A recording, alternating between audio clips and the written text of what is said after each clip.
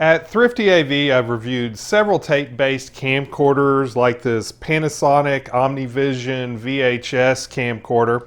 You might think from those reviews that I prefer tape-based camcorders, but I do not. I prefer digital cameras that record on SD cards like this Panasonic HC-V100M. I'll take a look at the features on this camera, tell you why I like it better than old camcorders, and shoot some test footage. That's coming up on ThriftyAV.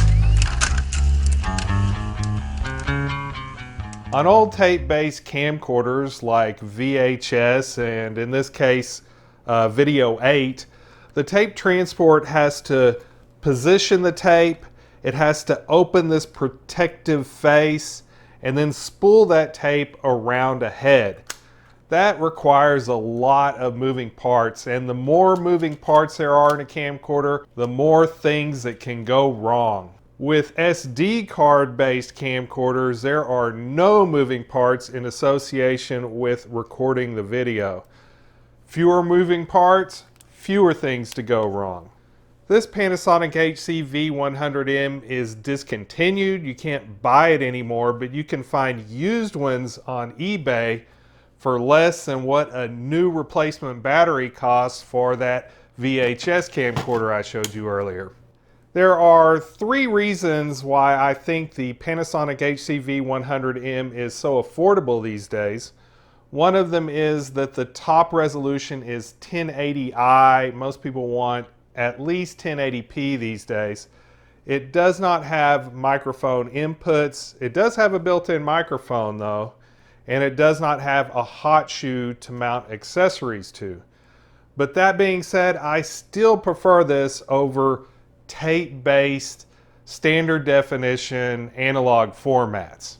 The model number on this is the HC-V100M. The M on the end means memory, but it's only 16 gigabytes of memory.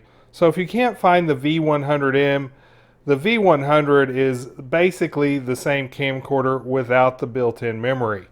There are not a whole lot of buttons and controls on this camcorder. Here's a slider to open and close the lens cover.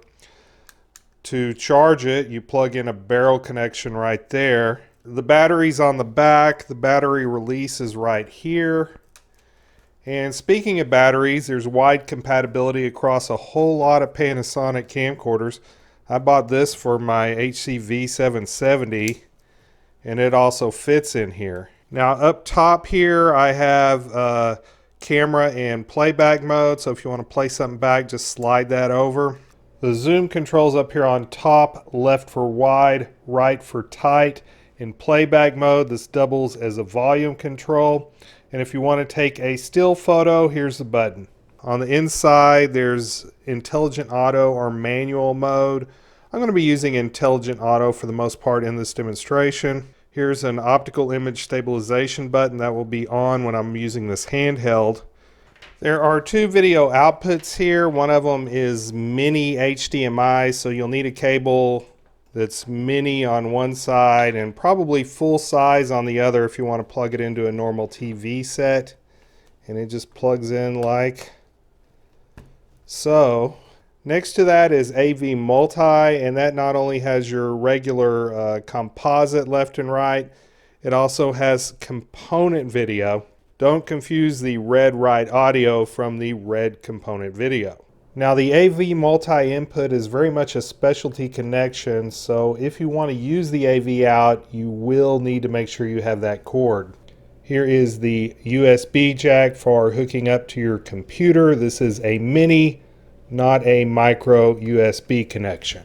Here's the power button. Let's go ahead and power this up. And the first time you power it up, it wants you to set the date and the time. So I'm going to go ahead and do that. It is not a touchscreen. So I'm going to hit enter here and use this keypad to set the date. Now that the date is set, it says set home location. So I'm going to pick basically my time zone. The card I'm using in here is a 128 gigabyte U1 SDXC1. Going into the menu, I have record set up.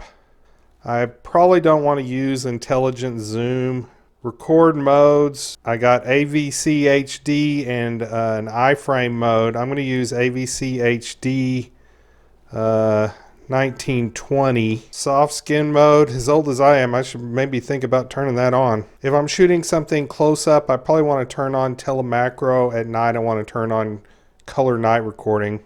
Outdoors you want the wind cut on. And I'm going to leave the mic on auto. I don't really use these for still photos, but I'm going to leave the quality on high and I'll let it make its shutter sound.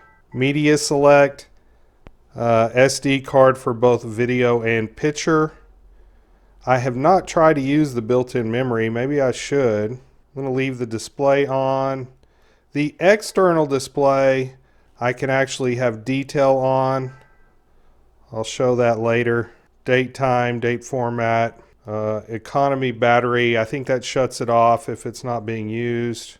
Following up on the detail feature, when detail's turned on through the HDMI, I am getting the Intelligent Auto logo, the timestamp down here, and the image stabilization logo, which those will disappear if I turn the detail off. When you plug in the AV multi, you are asked to confirm whether you want to use AV or component.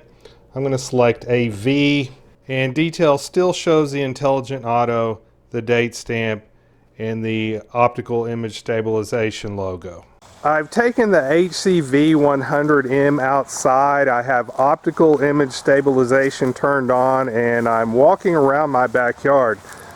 And the ground's pretty uneven, so the optical image stabilization seems to be doing a pretty good job of keeping everything steady.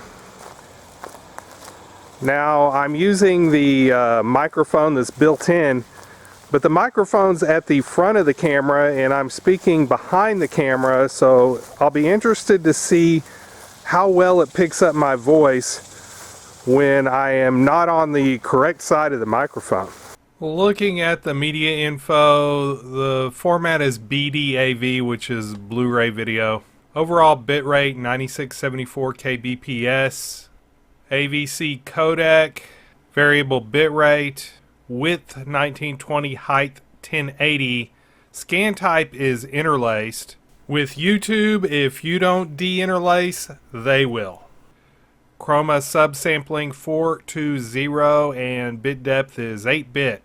I'm still in Intelligent Auto mode. I've positioned the HC-V100M about where I normally put my regular studio camera. I am using the built-in microphone on the HC-V100M, so this is what it sounds like.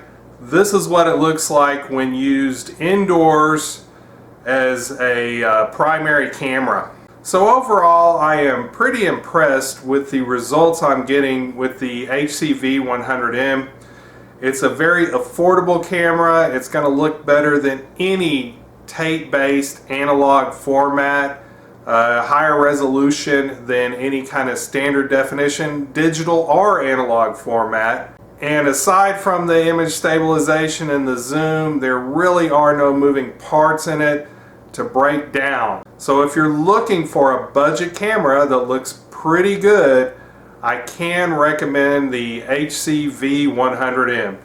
If you enjoyed this video, smash that like button. Thank you to my patrons for supporting this channel, and remember, stay thrifty, everyone.